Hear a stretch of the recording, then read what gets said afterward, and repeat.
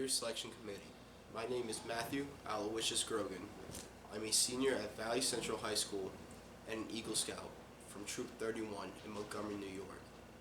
Thank you for allowing me to share how my family's involvement in the United States military. My paternal grandfather, Aloysius Grogan, was a staff sergeant in the U.S. Army and was in combat during the Korean War. He immigrated to America in 1949 and signed his selective service paperwork in Ireland prior to leaving. After being claimed by his uncle upon his arrival, he found employment with the local A&P grocery store. In 1950, he was called into service by his new country and was sent to Fort Dix for basic training. He would jokingly say that he saw the Golden Gate Bridge once from underneath on the day he was on the transport ship leaving for Korea. He would serve in Korea from 1950 to 1952 and another 4 years in the Army Reserves before being honorably discharged in 1956.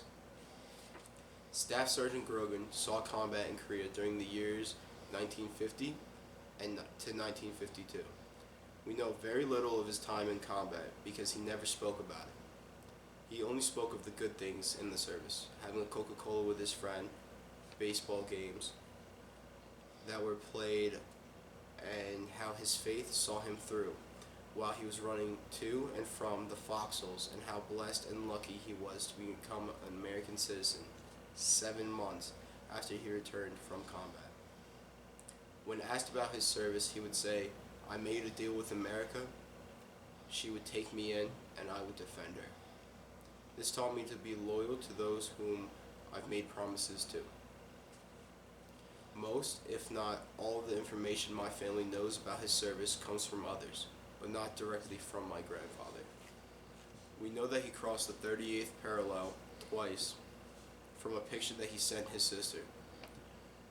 We know that he was missing in action, presumed dead, from a letter that was sent to my great-grandfather in Ireland, until a letter both from the U.S. Army and one from my grandfather, both stating that he was very much alive. The veil of grief lifted from both of his parents' faces.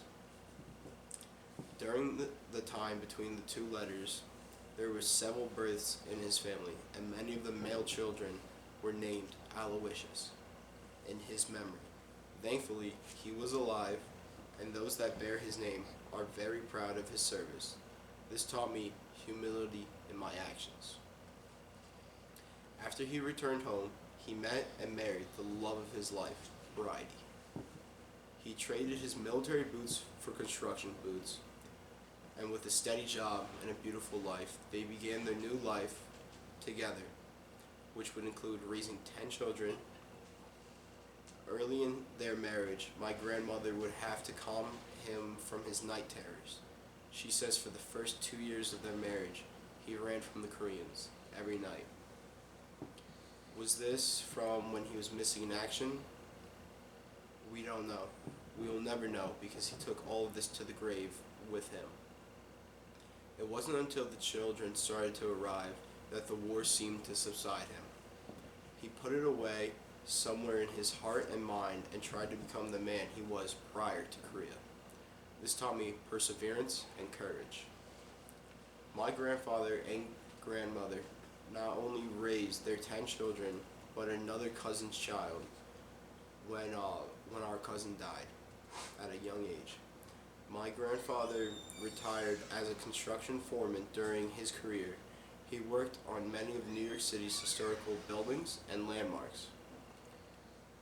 Some of these were St. Patrick's Cathedral, the World Trade Center, Carnegie Hall, and the Statue of Liberty. While it was not an easy feat, my grandparents sent all the children to private schools. 8 attained their bachelor's degrees, 5 their master's degrees, and 2 their PhDs. During this time, my grandfather never sought any aid from the Veterans Administration and never went to the military exchange to shop for his large family.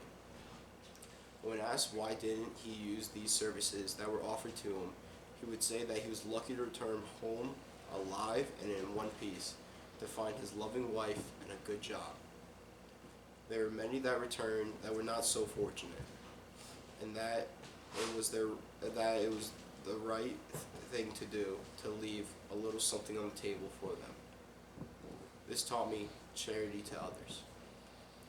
Respect for the U.S. flag was ingrained in my aunts and uncles and was passed down to the 21 grandchildren as a birthright. My grandfather, both before and after Korea, was a non-confrontational man. He was a faithful parishioner to his church, a good neighbor, and a friend to all who had the pleasure of knowing him. The only time he would go out of his way to correct someone was when they were displaying our country's flag in an inappropriate fashion. He would knock on the door or window of the house and say, "Can I help you with your flag?"